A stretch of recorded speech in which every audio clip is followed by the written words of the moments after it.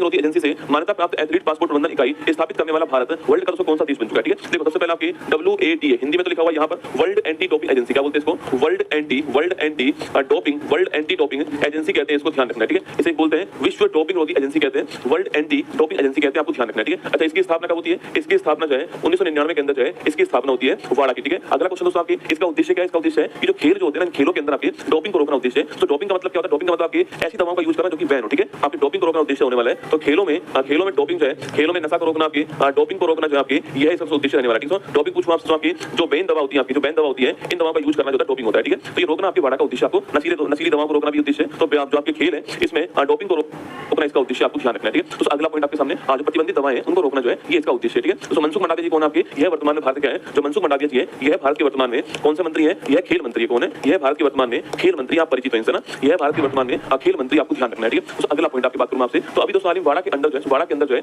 एक आपकी इकाई होती है, इसका नाम क्या है? इसका नाम है एथलीट पासपोर्ट प्रबंधन इकाई। क्या नाम है? एथलीट पासपोर्ट प्रबंधन इकाई जो है इसका नाम है। ठीक है, एथलीट पासपोर्ट प्रबंधन जो इकाई है ये इसका नाम है, ये आपको ध्यान रखना है। ठीक है, तो एथलीट पासपोर्ट प्रबंधन जो इकाई आपकी ये दोस्तों इसका नाम है, जहां पर एथलीट के पासपोर्ट के बारे में संपूर्ण जानकारी होती है कि ये एथलीट जो है आपकी वो किस देश का है, इस एथलीट ने कौन कौन सी दवाओं का यूज किया, आपकी वो सब कुछ आपकी जो है वो यहाँ पर आपकी क्या होता है, इसमें आपके होता है। ठीक है, और इसको दोस्तों भारत ने अभी अपने यहाँ पर स्थापित कर दिया। ठीक है, तो भारत ने इसको अपने यहाँ पर स्थापित कर दिया है और भारत इसको स्थापित करने वाला 17वां देश बन गया। ठीक है, तो भारत इसको स्थापित करने वाला 17 नंबर का देश जो है भारत बन चुका है। ठीक है, तो वाड़ा तो कहां पर आ गया? वाड़ा तो आपके वर्ल्ड में हो गया, वाड़ा तो वर्ल्ड में हो गया। वहीं आपके जो इसके स्थान पर भारत में कौन सा है? नाडा हो गया। ठीक है, इसी के स्थान पर भारत में नाडा हो गया, इसको बोलते हैं नेशनल एंटी डोपिंग एजेंसी। ठीक है, नेशनल एंटी डोपिंग एजेंसी कहते हैं इसको। इसकी स्थापना 2005 में होती है और दिल्ली में इसका मुख्यालय है। 2005 में इसकी स्थापना होती है और दिल्ली जो है यहाँ पर दोस्तों इसका मुख्यालय ये आपको ध्यान रखना है। ठीक है, तो भारत कौन सा देश हो गया? आपकी भारत जो है 17 नंबर का देश हो गया है। Option number C correct answer है, भारत 17 नंबर का देश है जिसने इसको स्थापित किया है अपने देश के अंदर, डोपिंग को रोकने के लिए स्थापित किया गया। ठीक है, अच्छा दोस्तों सवाल पूछूं आपसे यहाँ पर, आपसे पूछेंगे ब्रिक्स जो है, इस ब्रिक्स का 10वें नंबर का देश कौन सा होता है? आपके ब्रिक्स का 10वें नंबर का देश है वो कौन सा? ठीक है, SCO जो है इसका 10वें नंबर का देश कौन सा? ठीक है,